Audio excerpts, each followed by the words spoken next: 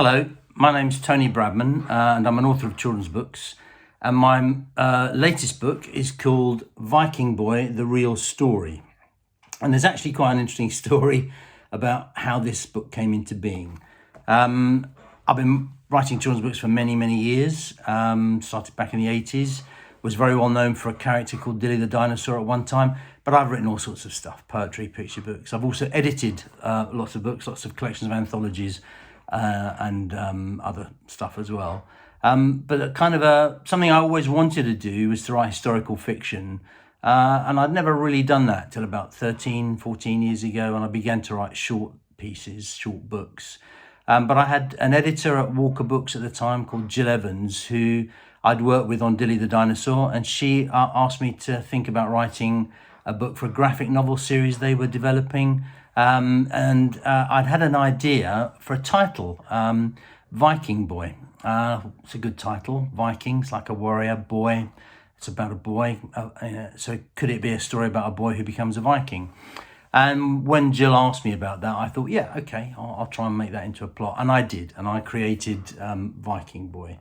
And it's a quest, an adventure in which Gunnar, the central character, goes on a long journey after his family home has been raided and burnt down by some evil Vikings.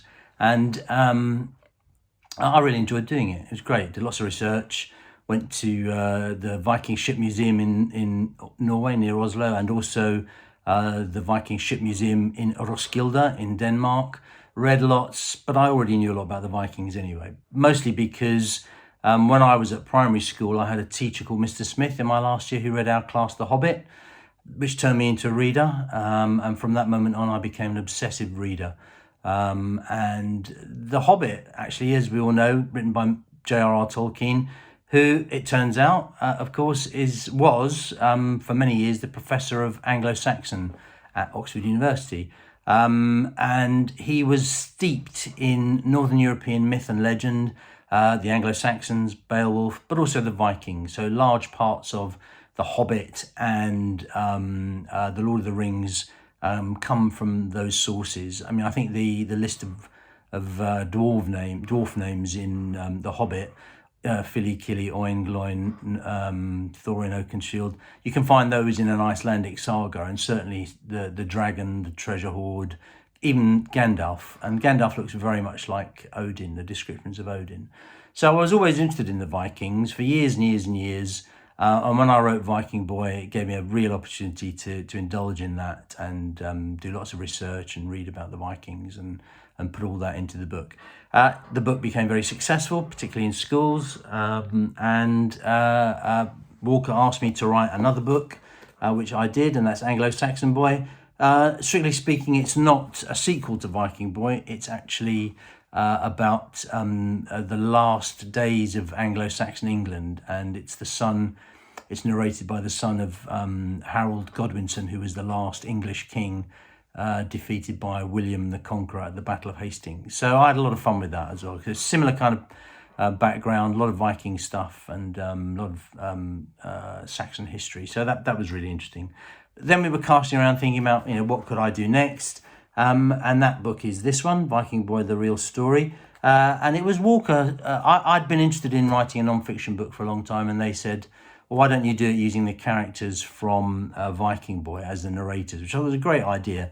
So that's what I did. So this is a non-fiction book about the Vikings, narrated by Gunnar and the other characters from Viking Boy. Really written for anyone interested in the Vikings. I think it have a particular interest for schools, certainly years 4, 5, 6, when they're doing the Vikings and the Saxons, because it covers everything, where the Vikings came from, their religion, their gods, their culture, what it was like for different parts of society. They were slavers. Vikings took slaves. It's about warrior culture, the death cult that was the warrior culture. Certainly a lot about the gods, as I've said, but also their poetry, their approach to life, and also there's a couple of chapters of history.